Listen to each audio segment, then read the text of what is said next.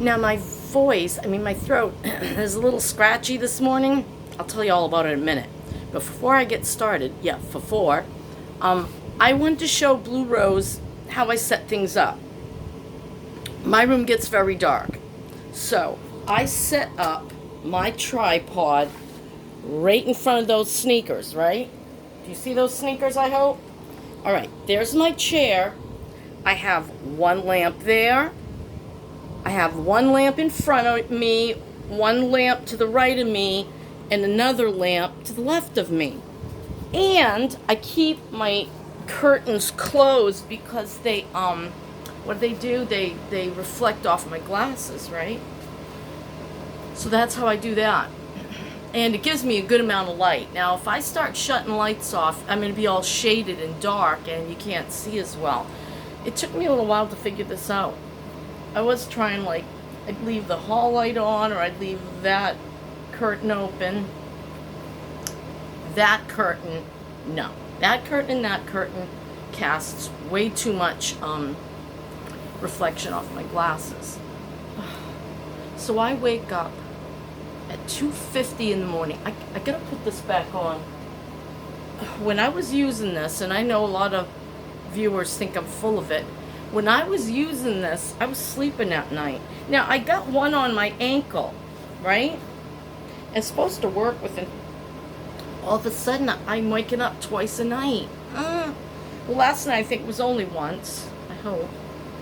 And I'm like, I was all stuffy. Dang it all. The pollen is so bad. Finn is all crudded up, and I was gonna sing, and now I can't because I'm all, But anyway, what happened? I woke up, and I was all stuffy. I'm like, this just can't be happening. So I go and I use the powder room. I like that expression, the powder room. It's in all the old movies. I need to use the powder room. Where's the powder room? So I used the powder room, and then I stumbled into the kitchen in the dark, and I found my nasal spray. I need something. I'll be right back. And as I'm walking from here, after the nasal spray, back to my room, it hits me. And I say, no, you don't. Stop it. And I go into my room, and it's really hit me now. No, you don't. Stop it. And I get into bed, and I'm wide awake, full of worry. Dun, dun, dun. It hit me. I'm crazy. I'm gonna go live in a van. I'm 64. My back is shot. I haven't been to the shows alone ever. Well, Webster, but that's not Brimfield, okay? Let me tell you about Brimfield. It's crazy, okay?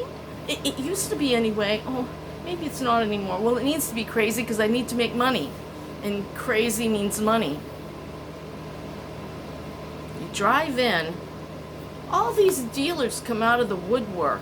They come early, and they bother you while you're trying to set up. Do you have this? Do you have that? Do you have that? Do you have this? I'm just going to say no. Even if I have it, I'm going to say no. Because they're usually the ones that want it for the cheapest, and, they're looking for mistakes. I don't blame them. Mistakes make money, right? I found mistakes out in the fields. But I've never gone without Dennis. I'll be right back. I think I can smell something this morning. I opened my coffee box, right? I keep it in a little plastic container. Maybe you've seen it before. And I'm like, is that the smell of coffee? Now I can't remember. I'll be right back. I don't want to go without you, Denny. I don't want to go without you. Should I take his ashes with me? I'm sorry. Hang on a minute.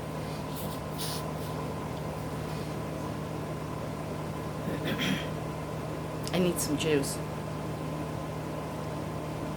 And then the fear of vans comes into me. That's the worst one. What if all I can afford is a piece of junk? What if it leaves me off in, say, I don't know, I better not take 95. I better not take 81. What would I take? I can't go Route 1.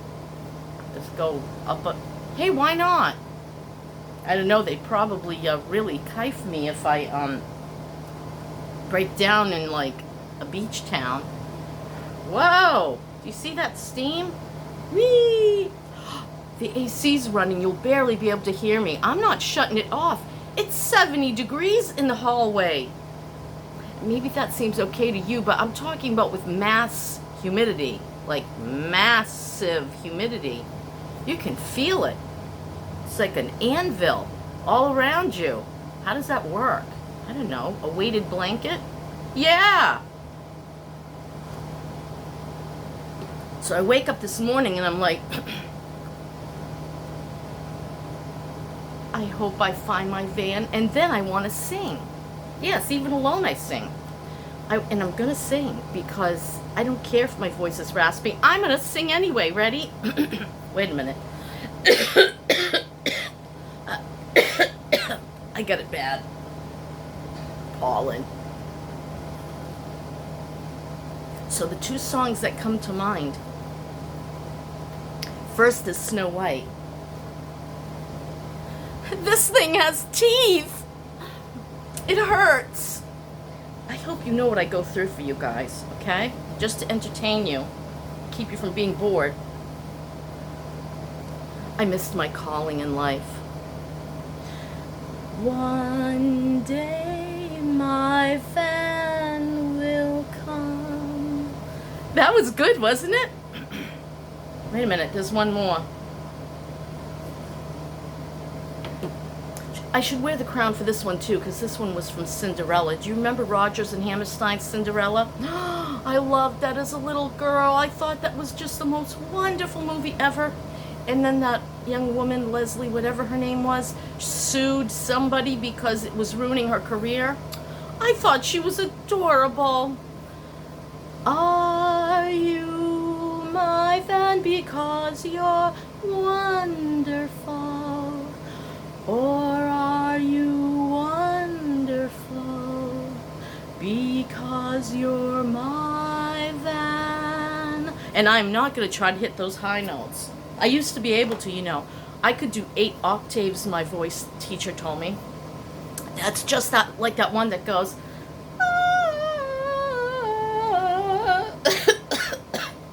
Yeah. I used to be able to do that, only higher. She says, you hit 8 octaves. I'm like, groovy. What good did it do me? $60 a lesson or something? I don't know. I can't remember. That was so long ago.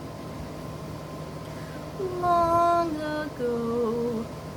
I should have been Karen Carpenter. No, I shouldn't have. I already had an eating disorder. God bless her. So anyway, yeah, bulimia. What a crazy eating disorder that was. Finally, yes, I'm gonna bounce all over the place, cause the wonderful thing about Tiggers are wonderful things. What was I saying?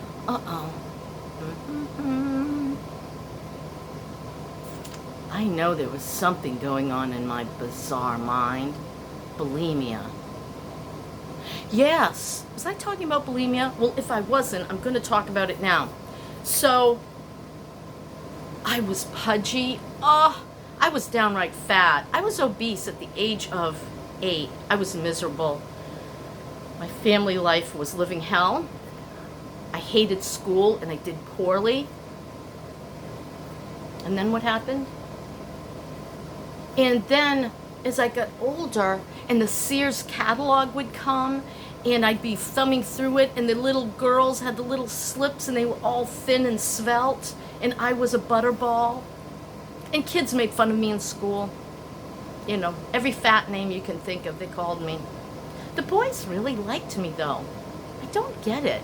I was this little butterball and they just loved to hang with me and talk with me and ride bike with me, and isn't that bizarre? I could be their friend and I could let them be themselves and I wasn't like hounding after them. I was just happy to be me and happy to be liked, you know? So I hit about the age of 11, and I'm not a butterball anymore, and I'm not obese, but I'm a little pudgy. And I want to look like Twiggy. Remember the 60s, Twiggy, the model that like wasn't even there? Bless her heart. I think she was just naturally that way. Maybe she was starving. Maybe she was doing all kinds of high-speed drugs, you know, like speed.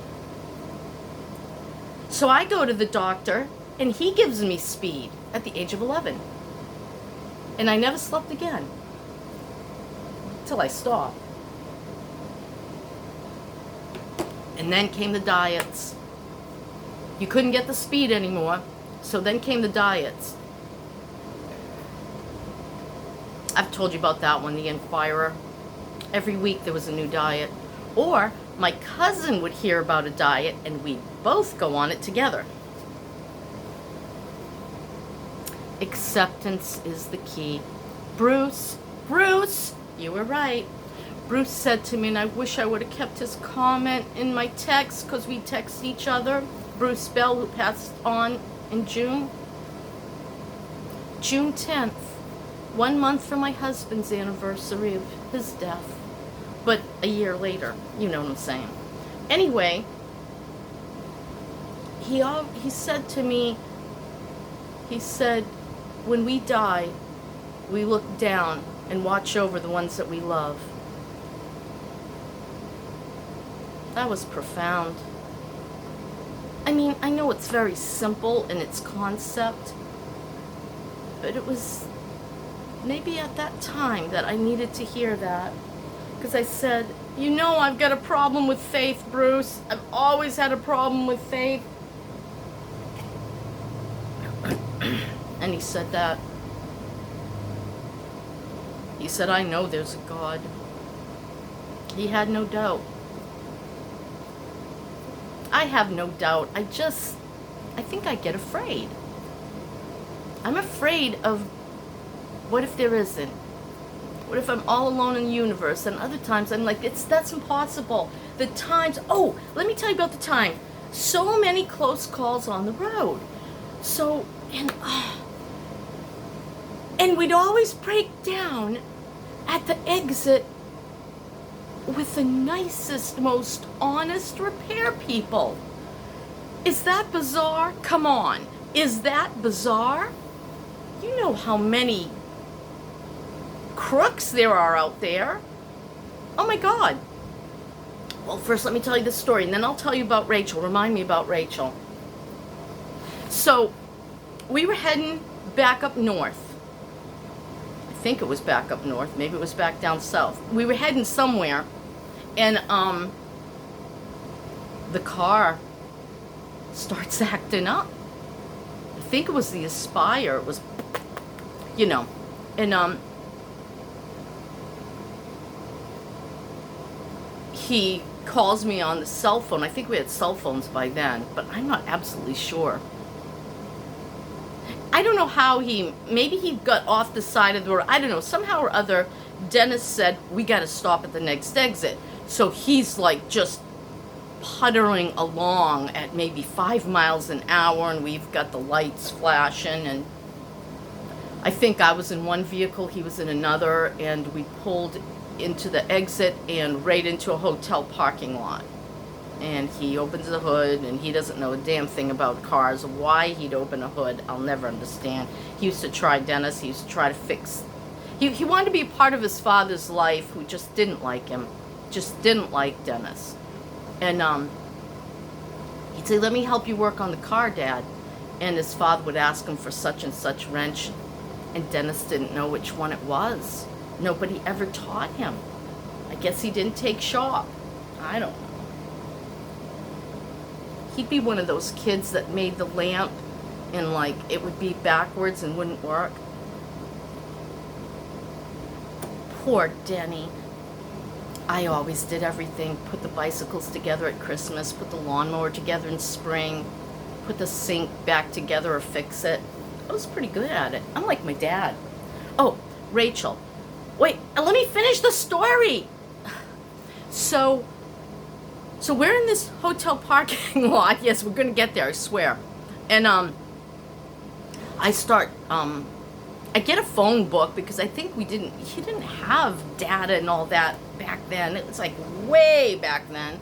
And I think it was just me, him, and Vaughn. I'm pretty sure. And she's 23 now, so it must have been maybe 17 years ago or something like that. I think we had Vaughn. I don't know. I can't remember anything anymore. Okay, so I get a phone book from the hotel lobby, and I'm looking for car places. And I might have even asked someone, and they told us where to go. So how we found it, I'll never know. I must ask someone, and we get to this garage, and we're scared. Oh man, what are they gonna say? Are they gonna tack stuff on? And it was this beautiful, beautiful man, African American man. Can I say that? I don't know what the proper term is anymore. What a sweetie he was. He knew the Lord, and he was going to tell us all about his life, and he did. And it was a beautiful story of, you know, defeat and conquest and overcoming. And I don't remember the exact story, but I remember the gist. And so while our car was being worked on, we got to listen and talk to him and talk about life and love and business. And then our car was done. It was like $200, and it was a big thing. And he sent us off with God's blessings, and it wasn't a disaster. The fear that you feel sometimes is not necessary. I know there's another word, but it won't come to mind. Take a sip of coffee. I gotta remind Maggie that she's coming here this morning, and then I'm going there. I'll tell you about that in a minute. So yeah, and there were other times too. Sometimes, like one time, the van broke down right before Brimfield. So we drove in and we say, hey, it's rattling, it's doing this and that. And the guy was fair and honest that we happened to break down in front of. And I don't know how we got our stuff over to our spot, or maybe we already, I don't know. And then that went well, but it was $600, but it was, again, another big thing. So it just seems like something, God has always watched over us and has always had our back. No, we never got rich. We got to the point where we were comfortable, and I think back on it, I'm like, why? There's probably a lot of reasons, and sometimes I think to myself, what do I think? Oh no, and I'm trying to think of the Rachel story at the same time that I'm trying to finish my story.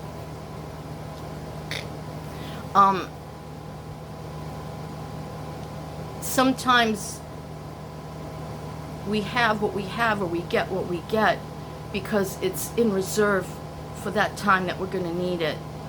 Like when Dennis got over his fear and decided to start that gold and silver buying business with his sons and put them in a better place financially and put us in a better place. And all of that would buy me the remodeling on the house in Dover Foxcroft. And then that money, even though it wasn't everything we put into it, it wasn't even close, that money would go to take care of Dennis and try to keep him as comfortable as possible until we got his Social Security disability and until he died. And now, I mean, think about it. And he passes on just before the market really gets roaring here. And I get to get more for this trailer than I ever dreamed possible, okay? This is a fixer. Not terrible. I mean, the roof is solid. all it needs is, it's going to need plumbing work, and it's going to need electrical work, and it's going to need flooring work one day. Right now it's fine. I wouldn't do what this guy's doing. He's just going to like batten it down and throw some vinyl on it. I don't know, it's held up. It's held up almost the whole life of the time we were here. This plyboard, I got it that 2018 in September. The floors failed in the summer, and oh my word, what a frightening thing that was. The hallway floors were mush, literally mush. I'm like, what happened? It was solid as a rock. That humidity hit, and there was no barrier underneath. It was all ripped up, and the insulation was hanging, and it just got into that. It's chipboard. Chipboard. They made these in the 80s with chipboard for the flooring. You'd think they'd use in Florida? How about some marine board? Anyway, Rachel.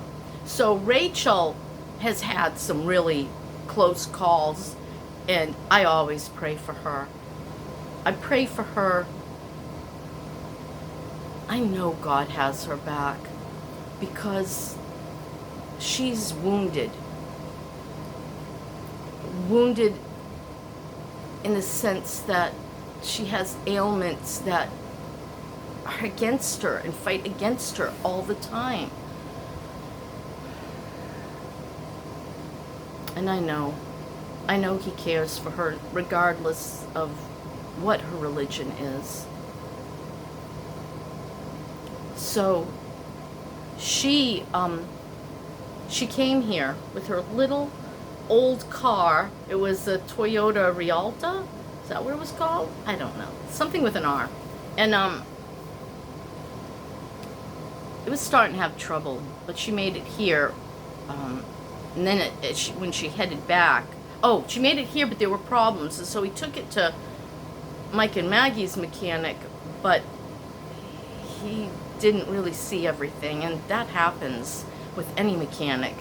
And then we took it over here to where I always went to wash my car, and next to it's a tire place, right? And they had good reviews online. He told her it was this really expensive fix,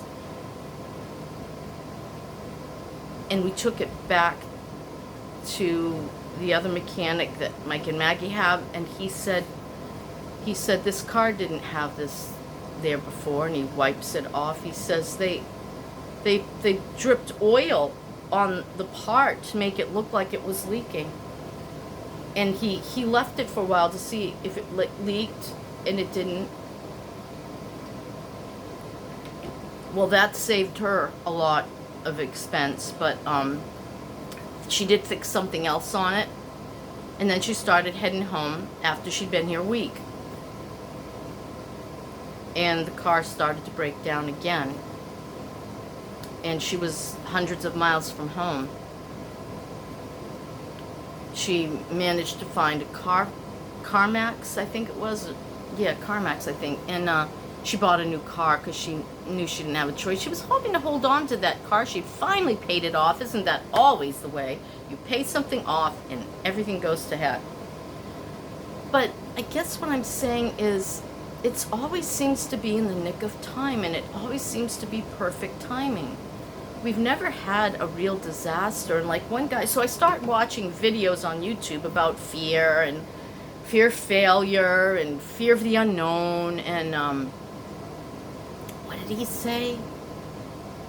I hate that. I get the thought, I start saying something else, and it's gone. Where am I at? Oh, it's a long one. I've been trying to keep them short. Hang on a minute. I gotta think about what that guy said. Arthur, 21st president, 1881 to 1885. That's 4 years. I guess he didn't get a second term. I'm still thinking. I'm sorry, I will not be able to end this video with something profound because I can't remember what he said, but I know it was profound. And yes, I'm whining. So I'm going to go back in my phone history, and I'm going to try to find that video. I'll listen to it again, and I'll write it down because there's no other way I'm ever going to remember. And I'll do it in another video. Don't be afraid. You're going to be okay. I'm going to be okay. And yes, someday my van will come. Meanwhile, I have to rest my back today. It's acting up. So it's time to take a break. And I shall do that.